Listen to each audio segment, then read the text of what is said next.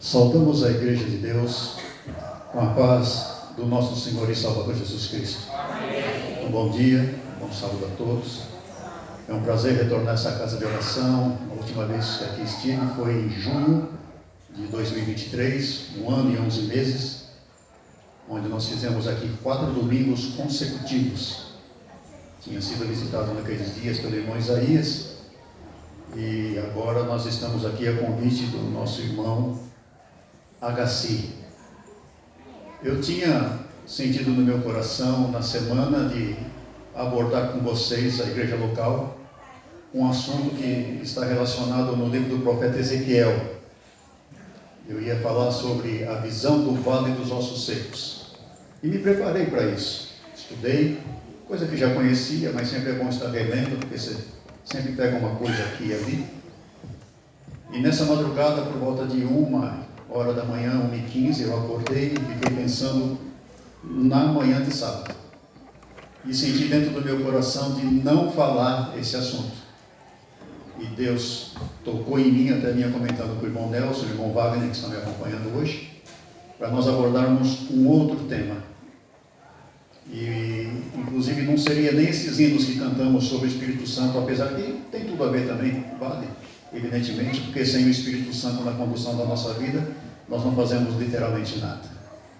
Então a mensagem foi mudada, né? Como domingo passado, eu fui convidado para pregar também numa igreja simpaticamente de última hora. Até pensei em falar sobre a ressurreição da filha de Jairo e a cura da mulher do fluxo de sangue. Lá também Deus falou, não, esse assunto não, fala outro. Aí falei dos 4 homens carregando aquele paralítico. Então, são essas coisas. Louvado seja Deus que Ele, na sua infinita misericórdia, fala com o miserável pecador que sou eu. E eu espero que a mensagem dessa manhã encontre um lugar em nosso coração. Eu não sei que tipo de mensagem você gosta de ouvir quando você vem à Igreja Adventista do Sétimo Dia. Aquilo que soa bem aos seus ouvidos. Se é mensagem de reavivamento, de reforma, de aconselhamento, de esperança, de repreensão. Eu só sei que a palavra é a palavra de Deus. Muitas pessoas às vezes ficam inquietas com o mensageiro. Se algum dia o carteiro que trabalha no correio trouxer uma carta pedindo para que eu compareça diante de um juiz, de um delegado, de uma delegacia, é porque é sinal que alguma coisa errada eu fiz. Eu não posso brigar com o carteiro. O carteiro está apenas trazendo a mensagem, né? E os homens do passado sofreram muito por trazer a mensagem de Deus. Jeremias sofreu muito. Daniel foi jogado na cova dos leões. Ananias, Misael e Azarias na fornalha de fogo ardente. José foi jogado numa prisão. Estevão foi apedrejado. João Batista foi decapitado. Cristo foi cravado na cruz. Pregar a palavra de Deus realmente não é brincadeira.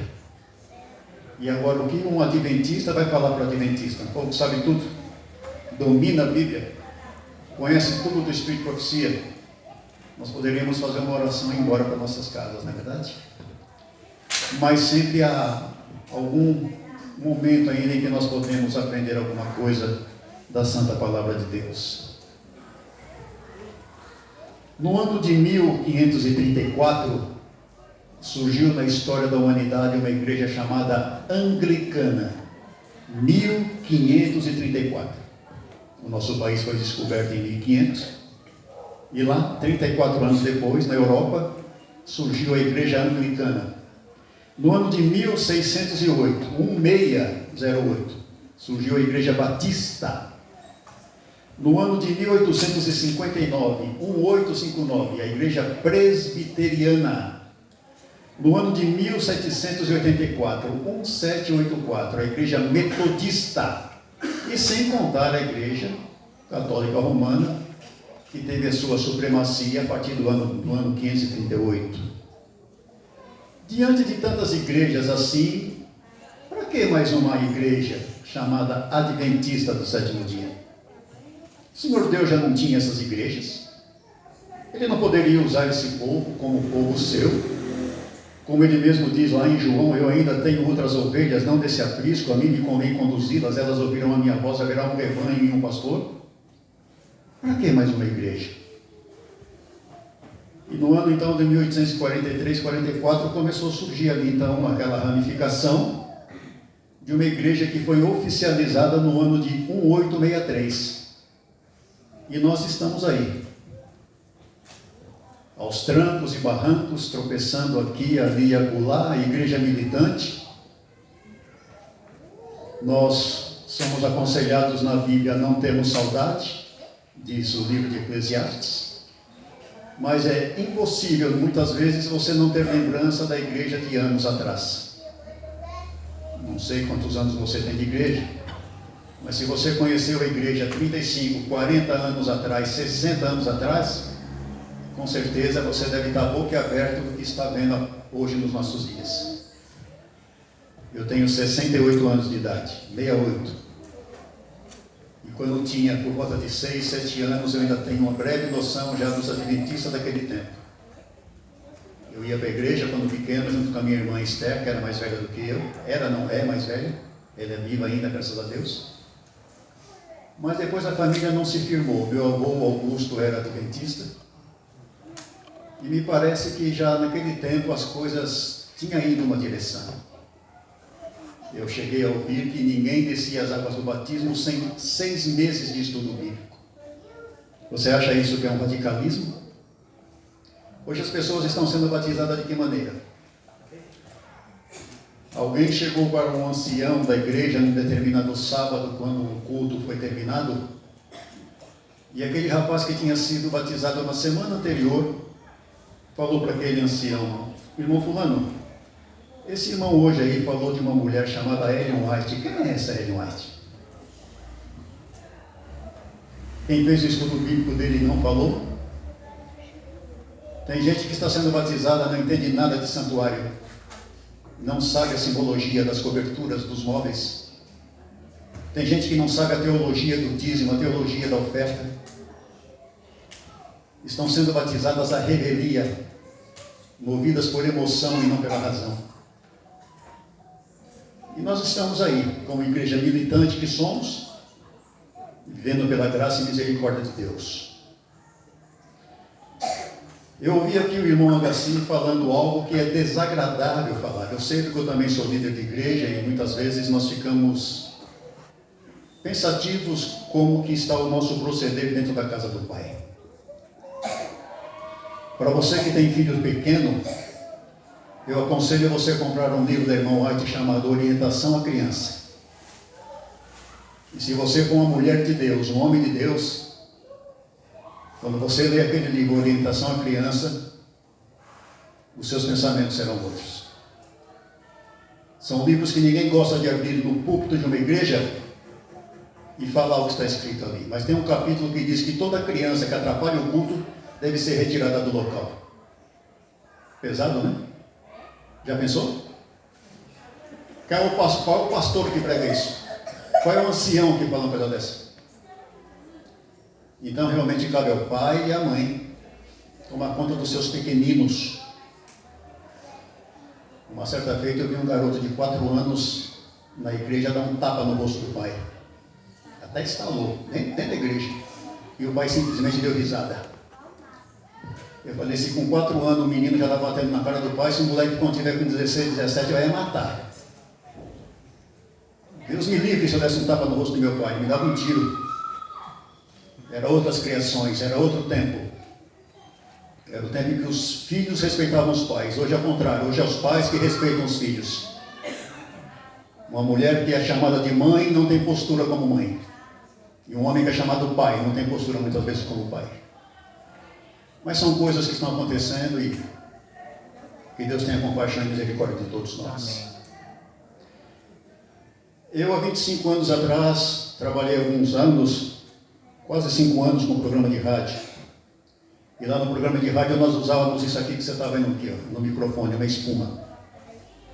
E eu vinha pensando, inclusive hoje, você, meu irmão, minha irmã, que está sempre aqui à frente, pegando no microfone para dar um anúncio, para fazer uma oração, para cantar, para trazer uma mensagem, procure ter a sua espuminha também, viu?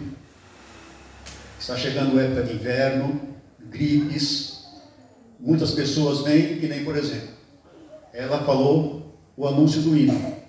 O Isaías fez a oração nesse mesmo microfone. Quer queira que não, você está falando, gotículas da saliva estão caindo no microfone. E se alguém tem uma gripe? Se alguém tem alguma enfermidade? Aí ele pega o microfone, encosta o microfone na boca para falar. Aí a gripe da irmã ou do irmão que falou anterior a mim vai passar para mim. Então, adquira essa espuminha. É coisa baratinha, gente. Não é questão de nojo, é questão de ser uma pessoa prevenida, precavida. Lá na emissora de rádio, quando nós entrávamos, a pessoa passava o álcool na mesa e tinha 4 microfones. Cada um que saía tinha o seu microfone. Então, é uma questão da gente se cuidar. Principalmente agora que vai chegar aí o inverno e muitas pessoas vão estar com problema de resfriados e gripes. Então, nós temos que tomar muito cuidado. Qual é o propósito de Deus, então, para a Igreja Adventista do Sétimo Dia? A igreja é um instrumento apontado por Deus para a salvação dos homens. Você crê nisso? A igreja é um instrumento apontado por Deus para a salvação dos homens. Se nós não estivermos fazendo isso, nós podemos fechar as portas dessa casa de oração e irmos embora e cada um cuidar de suas vidas. Aqui não é um lugar de encontro entre amigos. Aqui não é um clube social. Aqui é um lugar onde nós vemos adorar a Deus no sábado de manhã, de uma vida cristã que vivemos domingo, segunda, terça, quarta, quinta e sexta. Aqui é apenas um preenchimento, um momento de agradecimento.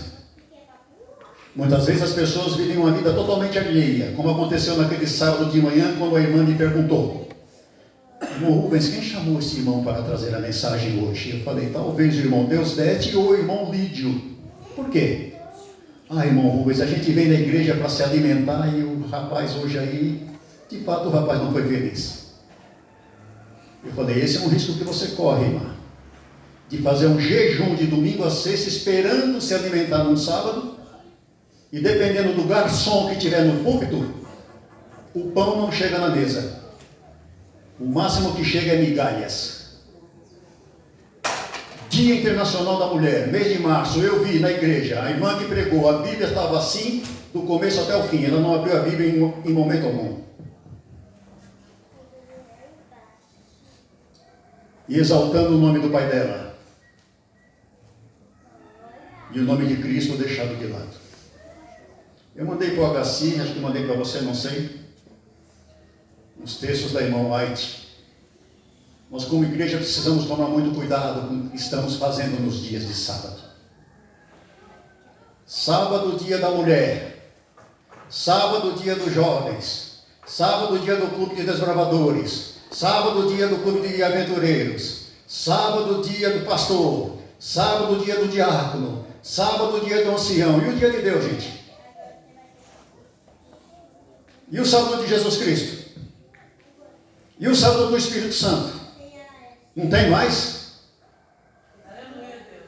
Cada sábado é uma programação. O sábado que seria para Deus, que Ele fala, lembra-te do dia do Senhor, para santificar. Nós vamos fazendo outras coisas, infelizmente. Estamos começando a perder a essência. E a liderança, muitas vezes, um pouco ali tímida, não querendo desagradar, faz vistas grossas. E a igreja, ela é o perfil da sua liderança. Se tiver um líder bom, a igreja será boa. O contrário também é verdade. Eu vou falar aqui o nome de um grande líder que surgiu na história da humanidade. Adolf Hitler. Era líder aquele cara? Sim. Que influência. Que poder sobre o próximo. Adolf Hitler simplesmente causou a Segunda Guerra Mundial. Imagine um homem desse na mão de Deus. Pela influência dele. Que bênção não poderia ser. Pela misericórdia de Deus, eu também sou um dos líderes da Igreja Adventista. Que tipo de líder eu sou? Que tipo de líder você é? Cumpridores de agenda, de associação? Só faz o que a associação manda? Ou tem uma visão maior à frente? A igreja foi organizada para servir e sua missão é levar o Evangelho ao mundo. Desde o princípio tem sido o plano de Deus que através de sua igreja seja refletida para o mundo a sua plenitude e a sua suficiência.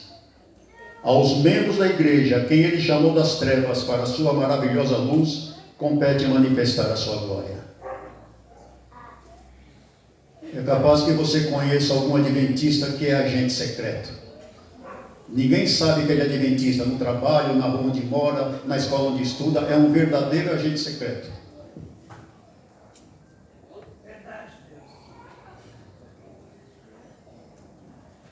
Existe um livro chamado Caminho a Cristo. Creio que você já leu esse livro. Há uma citação lá de Ellen White que diz assim: aqueles que não cooperam com Deus na terra, não iria cooperar com eles no céu, não é seguro levá-los para lá. Vocês entenderam? Vou ler de novo. Qualquer reclamação, procure Ellen White, reclame com ela. Foi ela que escreveu, não tenho nada a ver com isso. Só estou falando o que ela escreveu, movida por Deus. Quem não coopera com Deus na terra, não iria cooperar com Ele no céu. Não é seguro levá-los para lá. Tem gente que não bate um prego na parede. Uns crentes mortos. Não soma, não multiplica, só subtrai e divide. Se depender de muitos, em muitos locais, não teria nem tanque de batismo. E se tiver, vai estar sempre cheio de pó. Nunca haverá água. Qual foi a última vez que você foi um instrumento usado por Deus para trazer alguém aos braços de Cristo? Faz tempo? Ou você nunca teve esse prazer, esse privilégio de sair nas noites de segunda-feira, ou terça, ou quinta, ou sexta, mesmo depois de um dia de trabalho, cansado, exaustado, aí você fala: não, eu vou andar uma segunda milha, vou fazer ali uma visita, um estudo, embaixo de chuva, de frio, de garoa, não importa, daqui a pouco você vê Deus usando você, Deus usando aquela pessoa, e aquela pessoa se entregando a Cristo, e que maravilha você vê agora o fruto do seu trabalho.